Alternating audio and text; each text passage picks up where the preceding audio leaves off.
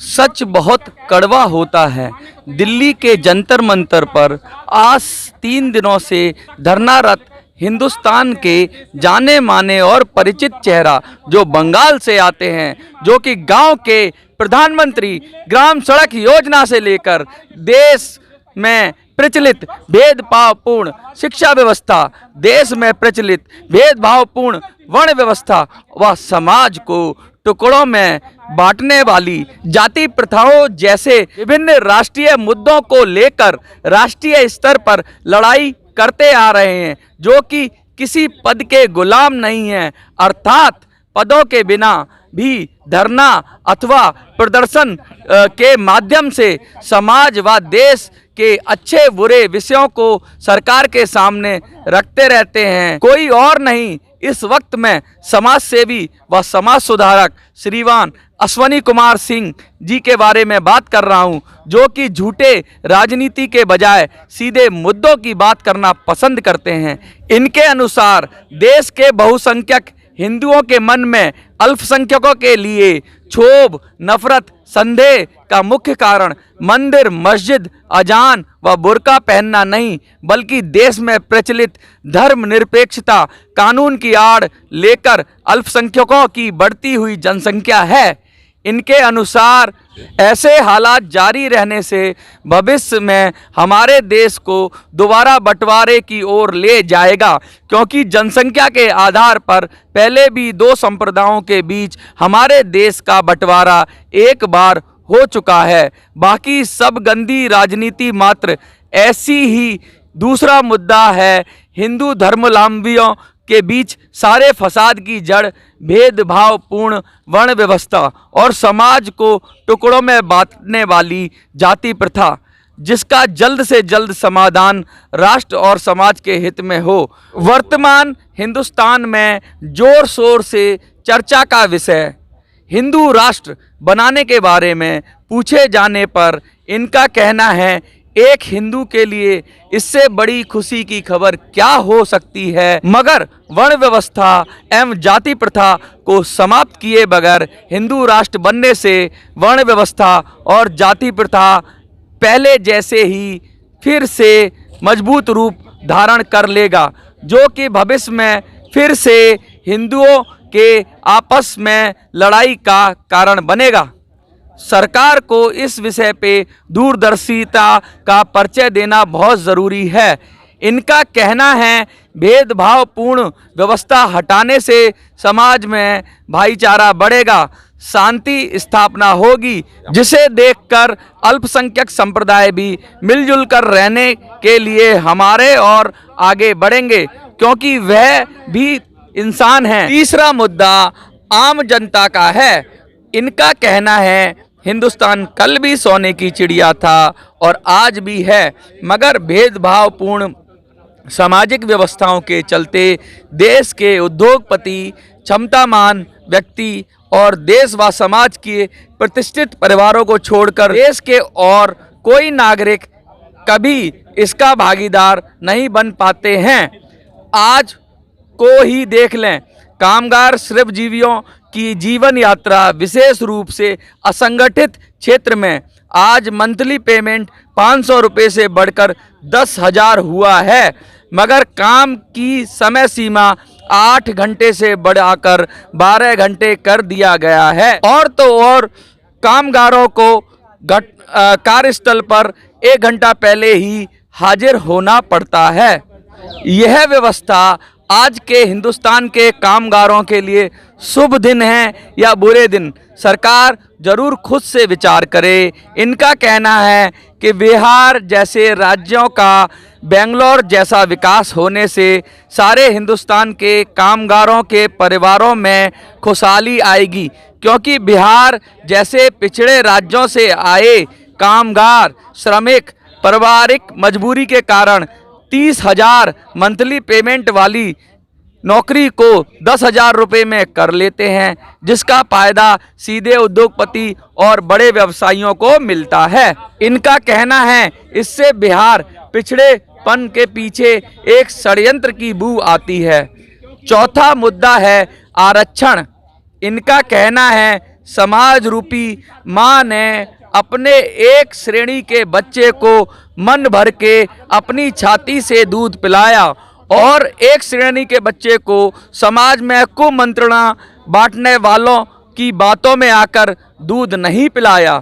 दूध नहीं पिलाने का अर्थ है युगों युगों से शिक्षा ग्रहण से दूर रखा गया था, जिसके कारण पहले श्रेणी के बच्चे का बुद्धि का विकास बहुत हुआ और 90% तक अंक लाने में सक्षम हुआ, मगर दूसरे श्रेणी के बच्चे का बुद्धि का विकास नहीं हो पाया और 40% अंक तक ही वह सीमित रह गया।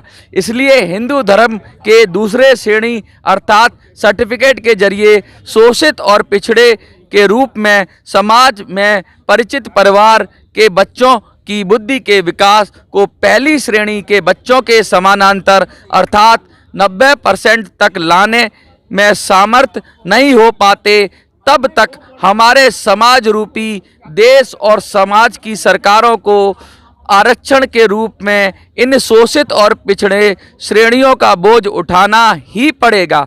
इसके सिवा इनका कहना है कि वर्ण व्यवस्था और जाति प्रथा हटाने के बाद भी जल्दबाजी में आरक्षण हटाने से वर्ण व्यवस्था और जाति प्रथा पूर्णतः मजबूत रूप धारण कर लेगा।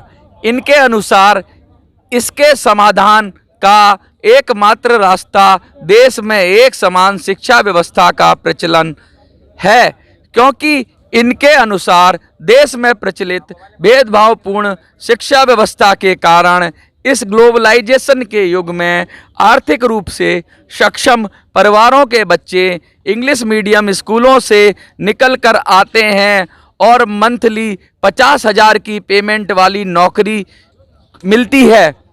वहीं हिंदी, कन्नड़, तमिल, तेलुगु, मलयालम, मराठी, गुजराती, बांग्ला, उर्दू आदि भाषा की पढ़ाई पढ़कर निकल कर आने वाले बच्चों को 10,000 पेमेंट की नौकरी पाने के लिए भी नाक रगड़नी पड़ती है।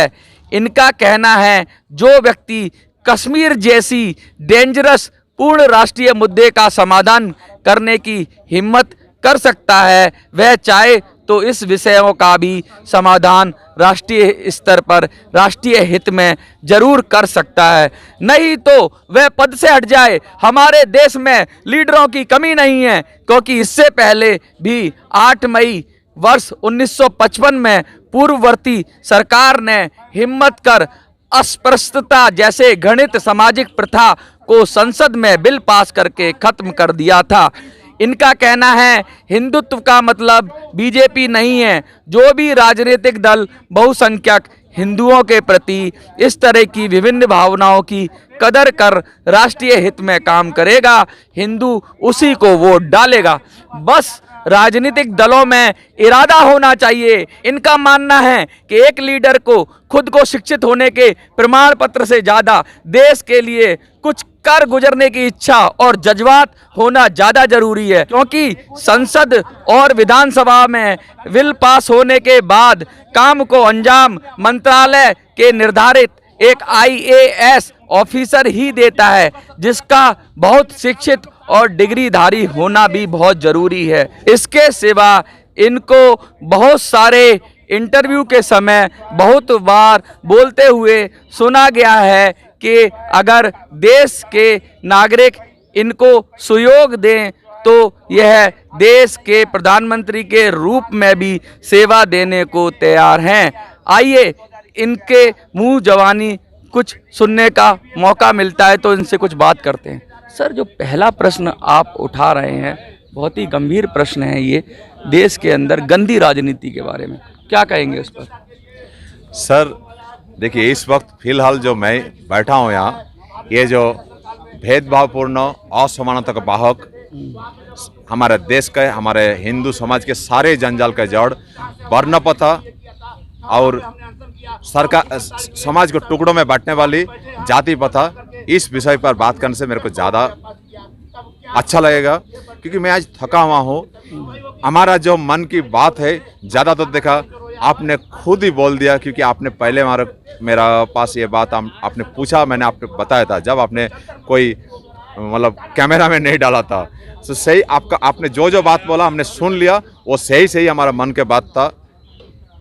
तो मैं किसी राजनीतिक बारे में और दोबारा बोलना नहीं चाहता हूँ, क्योंकि इस वक्त मैं अपना मंच में हूँ। दूसरी बात आपने जो रखी है कि जो अल्पसंख्यक समाज से जो बहुसंख्यक समाज डर रहा है, मेन मुद्दा जनसंख्या में बढ़ोतरी का है, उसके पे क्या कहेंगे? ये बात देखिए सर, ये मेरा मन की बात नहीं बोल रहा हूँ, मैं देश की बात बोल रहा हूँ।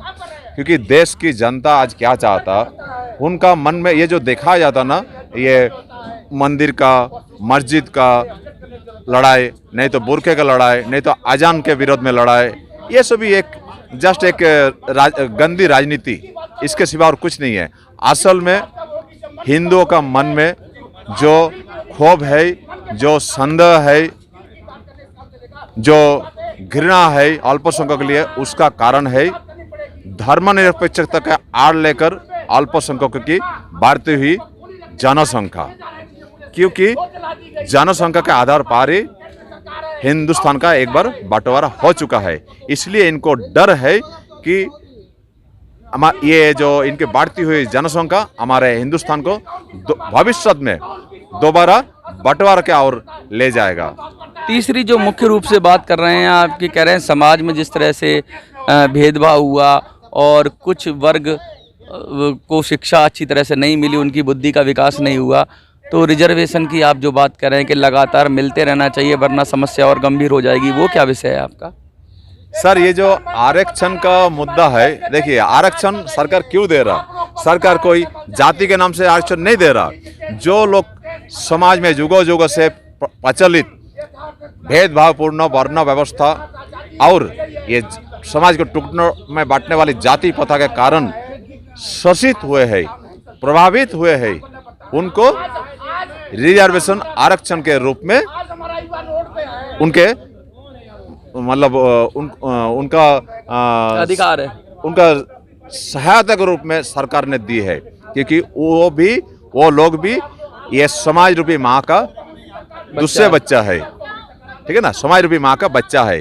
तो क्या हो गया कि समाज रूपी माँ ने क्या किया ना, एक श्रेणी के बच्चे को अपने मन भर के दूध पिलाया। आपने इस बात को रख रहा था, मैंने सुना हूँ, तो पिलाया, जिसके कारण उनका बुद्धि का विकास बहुत हुआ कि वो 90% अंक लाने में, उसका बुद्धि का विकास इतना हुआ कि वो 90% अंक लाने में मतलब वो सक्षम हुआ।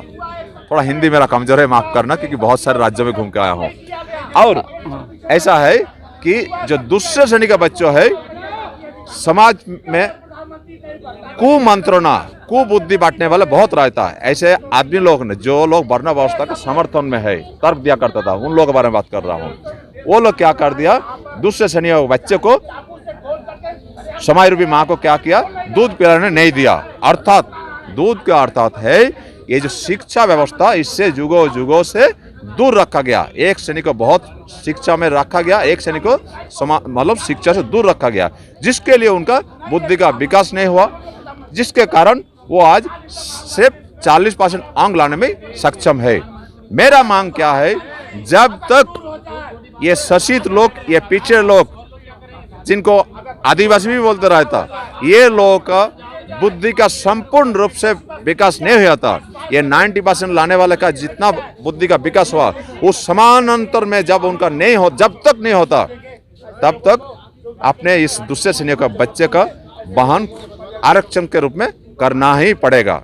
इसीलिए सरकार के पास मेरा क्या मांग है, केंद्रीय सरकार के पास, ये जो शोषित, पिछड़े, आदिवासी जैसे जिन लोगों को आरक्षण दिया गया, इनका हर एक परिवार को यथार्थ रूप से सर्टिफिकेट के जरिए चिन्हित करने के बाद संसद में एक बिल पास कर यह भेदभावपूर्ण वर्ण व्यवस्था और जाति और समाज के टुकड़ों में बांटने वाली जातिवाद प्रथा को हटा दिया जाए। आपने लगातार इंटरव्यू में बोला है कि बहुत सारे इंटरव्यूज़ आपने किए हैं, बहुत सारे लोगों ने किया है, देश विदेश में, देश से बहुत सारे अलग अलग देश के राज्यों में आप गए हैं, इंटरव्यू हुए हैं, तो अक्सर आपने बोला है कि संकल्प की कमी है, क्योंकि जब कश्मीर जैसा मुद्दा सुलझाया जा सकता है कानून के जरिए, तो जो राष्ट्रीय नेतृत्व है, अभी जो सरकार है, उसमें संकल्प की कमी है।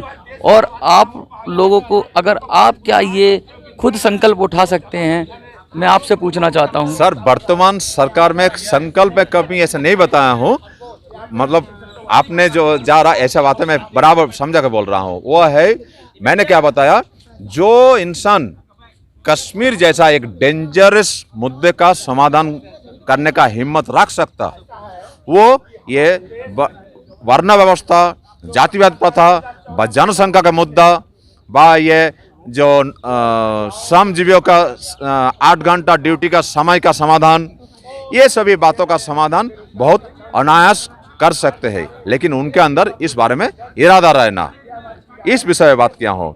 तो कभी कभी बहुत जना पूछते रहता ऐसा, तो बोलता रहता हूँ कि माफ करना, वो बोलने में कैसे आप दोबारा नहीं, क्या आप प्रधानमंत्री के लिए दावेदारी मानते हैं अगर लोग आपको सहयोग दें तो? देखिए, अगर देश का नागरिक जो वोट डालता, अगर उनको कभी ऐसा लगे कि वो हमारे को इस पद के लिए सेवा कराना चाहते हैं, तो मैं उसके लिए तैयार हूँ। क्यों डरेंगे? ये तो एक ये देश है ना। मतलब ये भी बीड़ा उठा लेंगे आप? हम जरूर बीड़ा उठाएंगे और काम करेंगे सिर्फ राष्ट्र का हित में और नागरिक का हित में। और मेरा नज़र है क्या मालूम, हमारे असली, आपने शायद पढ़े नहीं है, हमने बहुत सारे ये में लिखा हूँ, बहुत सारे पेपर में लिखा है मेरा असली इरादा। My ambition is the building a corruption free, oil reformed and discrimination free and equal society where human beings are worth more than money. तो मैंने इस व्यवस्था का प्रचलन करने का हम जरूर पीड़ा उठाएंगे। जय हिंद। जय हिंद।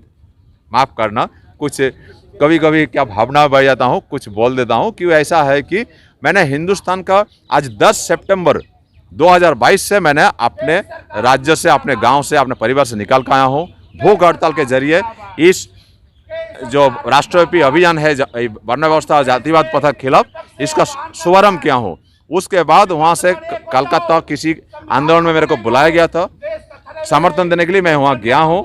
उसके बाद वहाँ से सीधा चला गया बेंगलोर, बेंगलोर से कन्याकुमारी, कन्याकुमारी से त्रिवेंद्रम, त्रिवेंद्रम से चेन्नई, चेन्नई से पांडिचेरी, पांडिचेरी से हैदराबाद, हैदराबाद से फिर बेंगलोर, फिर बेंगलोर से हैदराबाद, फिर हैदराबाद से बॉम्बे, बॉम्बे से लेकर फिर गुजरात का गांधीनगर, फिर वहाँ से गया हूँ, फिर बेंगलोर, फिर बेंगलोर से आया हूँ राजस्थान, फिर राजस्थान से आया हूँ दिल्ली। तो आज 10 महीने से इस तरह से घूम रहा हूँ अपने निजी स्वार्थ का बलिदान देकर।